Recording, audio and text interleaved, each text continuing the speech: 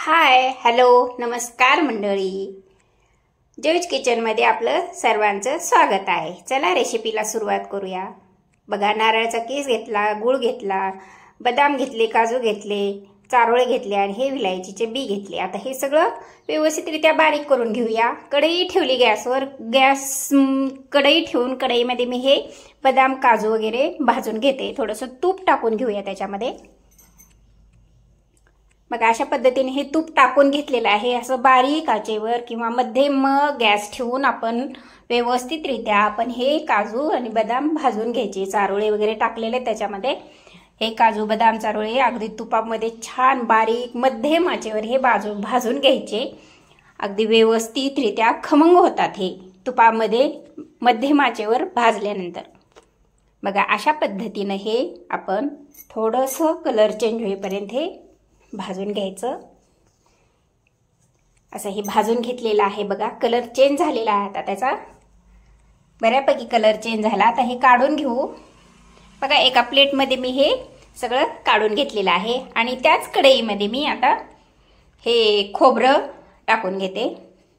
हे ओलं खोबरं आहे, किसून घेतलेलं आहे। आता हे खोबरं मी कढईमध्ये टाकून घेतलं, त्याच्यामध्ये थोडंसं तूप टाकलं आणि आता हा खीस पण आपण व्यवस्थितरित्या कलर चेंज होईपर्यंत भाजून घ्यायचा। आता तूप टाकलेलं आहे, तुपामध्ये भाजून घेतलं। आता हा गूळ खिसून घेतला आणि गूळ खिसून घेऊन हा गूळ ह्या खोबऱ्याच्या किसामध्ये टाकून दिला। आता ह्याच्यामध्ये टाकल्यानंतर आपण ह्याला थोडंसं शिजवून घ्यायचं। बघा, अशा पद्धतीने हे शिजवून घ्यायचं व्यवस्थितरित्या। ह्या खोबऱ्याच्या ओल्या खोबऱ्याच्या किसामध्ये हे गूळ टाकून व्यवस्थितरित्या भाजून घ्यायचा। हा गूळ शिजवून घ्यायचा। बघा, अशा पद्धतीने हे शिजलेला आहे।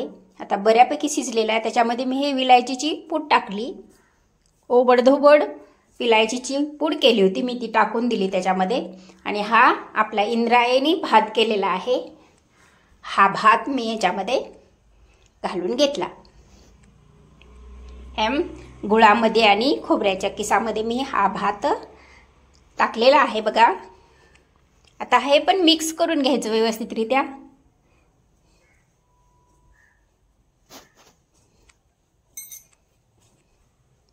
हे मिक्स करून व्यवस्थित मिक्स करून हे अगदी एकजीव करायचं सगळं भातामध्ये। हे सगळं पूर्ण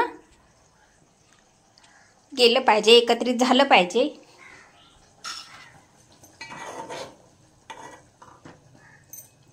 हे सगळं एकत्रित करून घेतलं आणि केसर टाकून मी मलाई ठेवली होती, ती मलाई पण याच्यामध्ये घालून घेतलेली आहे। पहा, बघा, अशा पद्धतीने हे मलाई टाकून ह्या भातामध्ये मिक्स करून घ्यायची। तूप मलाई वगैरे टाकल्यामुळं भाताची टेस्ट अगदी वेगळी होते, चविष्ट होते, खमंग लागतो भात हा आपला।